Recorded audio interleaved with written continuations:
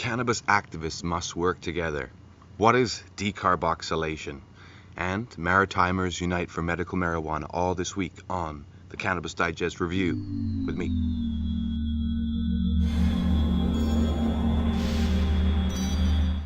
Debbie Stultz-Giffen brings us Maritimers Unite for Medical Marijuana. This article tells us the story of these groups in Atlantic Canada that have united to help to change the laws there. And the M.U.M.M are endeavoring to defend the rights of legitimate medicinal cannabis patients, cultivators, and distributors, including compassion clubs and societies. They are working to pressure Health Canada to ensure easier access to safe, legal, and affordable cannabis to all who do require it. M.U.M.M is a grassroots organization, and you should read this story. It's really great because you learn about what real people and real activism can do over time. So check it out, cannabisdigest.ca, and in the show notes below. Judith Stamps brings us a rant. She's the Cannabis Digest editor and has been helping the newspaper to be free of errors for a few issues now, and she's also been contributing to the weekly to the Digest's blogs. So if you've been following, you've probably learned quite a lot from Judith and seen a lot of her interesting cartoons and generally been educated a little bit. And this is what she's hoping for, and hoping more people will be able to do using the internet. Between this issue and the next, she wants to see people producing a pamphlet, making a cartoon, a drawing, writing a song, or promoting somebody else who has and does that. As a community, we can do so much more than any of us as individuals could do. So also subscribe to the Cannabis Digest YouTube channel.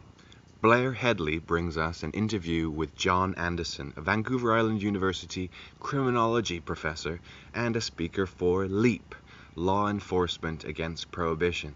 And if you haven't checked them out before, I suggest you do. It's leap.cc, and they have a powerful voice in the public arena, as many might imagine.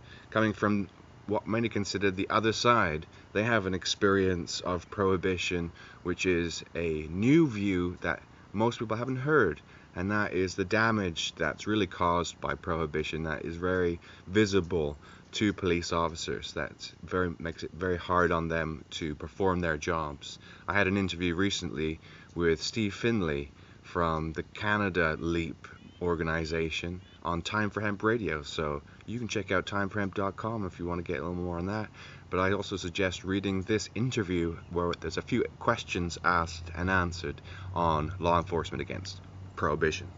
Ted Smith brings us some words of wisdom that the cannabis movement must work together. And he's looked at this for the last 20 years as being a part of something that's really larger than any particular aspect of the movement.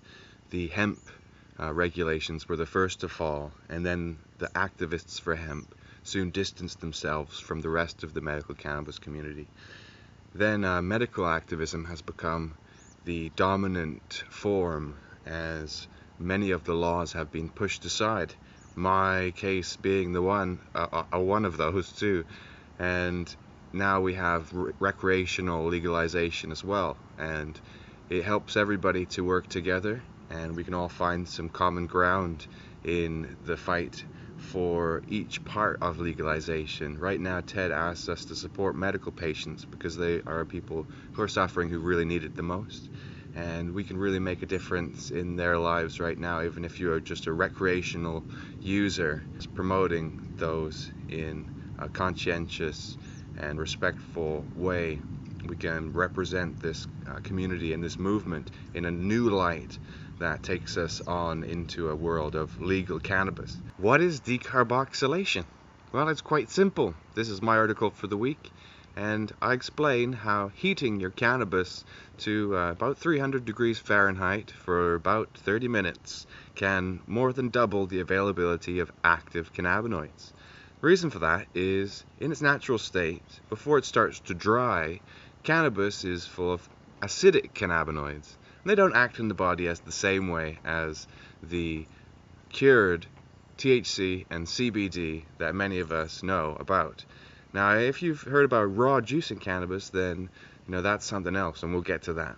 But for people who are making cannabis products, this is an essential step in activating your cannabis to make it the most that it could be, the most value out of it, to really make the least amount of waste as well. So I encourage you to read this and to stay tuned for more on cannabis, basics, and even advanced stuff later on. Cannabisdigest.ca. Finally, we have an article from Dean Schwind, and he has told us the benefits of activism. And he's basically recanting a story that he was on a plane and he was stuck with a person he didn't know between him and his person he was with. And over the time of traveling together, they started to learn more about each other, and through that, changes were made. And that's really how activism happens. Dean, he's talking about changing everyday perceptions through everyday actions. By being a person who pays their mortgage, loves their children, votes, and works for a better world, a responsible member of society who also uses cannabis. So he's talking about making a difference in your everyday life, and you can really do that by talking to your family and your friends, by doing little things. We're going to make a big difference all together, especially true these days with the internet. So share Cannabis Digest, subscribe to the channel. We love you. We want to hear from you and see some more cannabis activism emerging from the grassroots, as well as growing into the mighty trees that we know that we are. So until next week, my name is Owen Smith, and this has been the Cannabis Digest Weekly Review.